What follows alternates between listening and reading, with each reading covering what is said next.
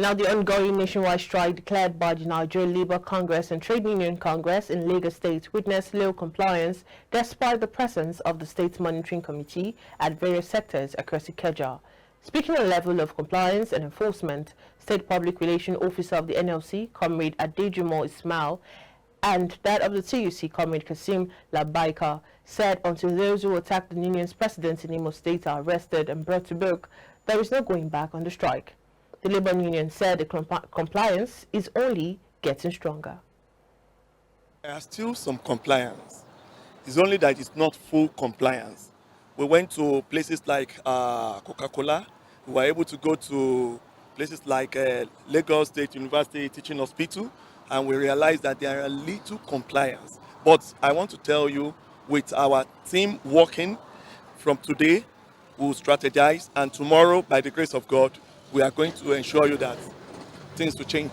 To say that when a directive is given, nobody can reverse that directive except the national leadership. And that is why we have done our own part, and we'll continue to see that we enforce the directive of the national. And we want to encourage our members that they should not be daunted, they should not be scared. We assure them that they are protected by law, because if what they did to the national president of NLC today, it can happen to anybody tomorrow. That is why we want to tell the government that they have to do the needful. All the people that are involved in this matter, they should be brought to justice. What we have observed, as you two could also observed, is that people are still, in the mindset of whether it will hold or not. But certainty will surely manifest tomorrow that the strike has come to stay, except government yield to our demand. So we are not bothered. We are going to intensify the struggle and be mobilized by tomorrow.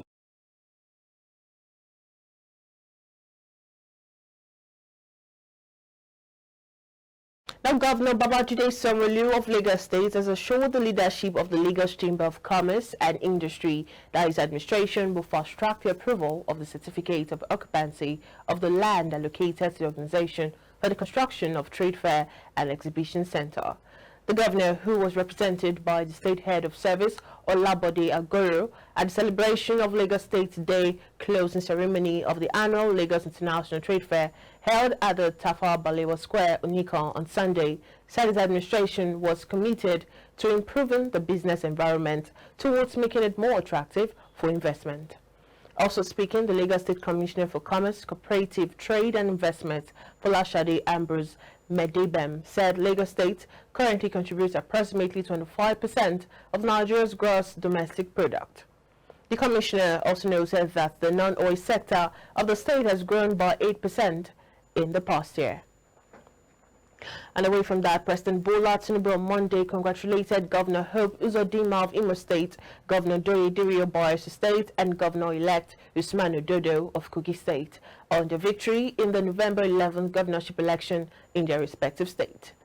Tinubu's special advisor on media and publicity, Ajuri Ngelale, said in a statement that President Tinubu says the outcome of the election reflects the wishes of the people, emphasizing that democracy thrives when voters reward competence, transparency, and good governance. The president also commended the electorate in Imo, Kogi, and Bayelsa for their participation in the electoral process. However, the opposition People's Democratic Party and the Labour Party faulted the result of the Kogi and Imo polls, alleging that the security agents connived with the staff of the Independent National Electoral Commission to rig the election.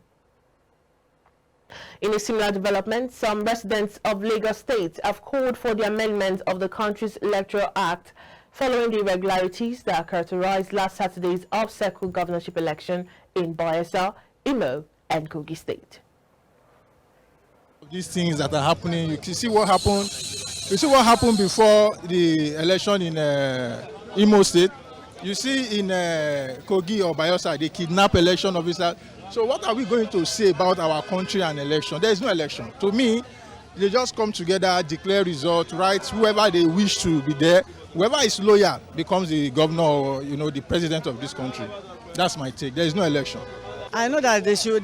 Those who are in charge of it, they know how they used to do this and do it well. The way they will do it well, that it will be okay. The election will go fine. They should take care of it and do it well. Nothing nothing went well. It will never be well. It has never been. And that's my judgment, because I know INEC is a creation of the party in power. So INEC will always play and dance to the tune of the government in power. And of course, that happened in Imbo State. That was exactly what happened in Kogi State. I monitored all of that. I'm interested in knowing what happens in my country as far as election is concerned. But so long as we cannot get it right, election-wise, we will never get it right governance-wise. And that's the problem. If we could get it right in election, then we can get it right governance-wise. So, sorry, I wouldn't know if you would want to display this. We just have a government of the crooks. Yeah, because democracy is not a government of representation of the people. It is not about the representation of the people. It's about maybe some sort of selection by the few and the powers that be, the next elections for themselves to do their biddings. And that's all. So until the people can select who they want, make choice of who they want, elect who they want, then we can say INEC here is absolutely dancing to the tune of the government in power. I mean, it can never work in a situation where the president selects who is the INEC chairman. I mean, what do you think would happen? The sector commander of Federal Road Safety Corps, Lagos State Command, Corps Commander Babatunde Farinloye, has called on road users to be mindful of their speed limits, especially on the highways. Corps Commander Farinloye made this known in an exclusive interview with iBrandTV News. We're also working to strengthen our Safe to Load program at the tank farms. Operation has been strengthened. We are deploying our men strategically to ensure that they're able to discourage infractions that are life-threatening. And our target is to ensure that accidents comes to zero level. And even if it should happen, it should not be fatal and there should be no serious injuries. This we are going to do through so many strategies and programs that we have lined up. One of the strategies we decided to put up is the issue of trying to ensure that we check vehicles and ensure that they are roadworthy before the time comes. One of them is the issue of free vehicle safety check that we just concluded yesterday. Every month we used to do that.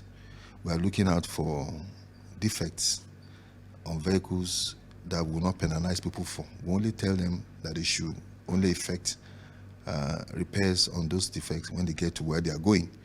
We also have the issue of working harder to sustain our minimum safety standard for trucks operation in Nigeria.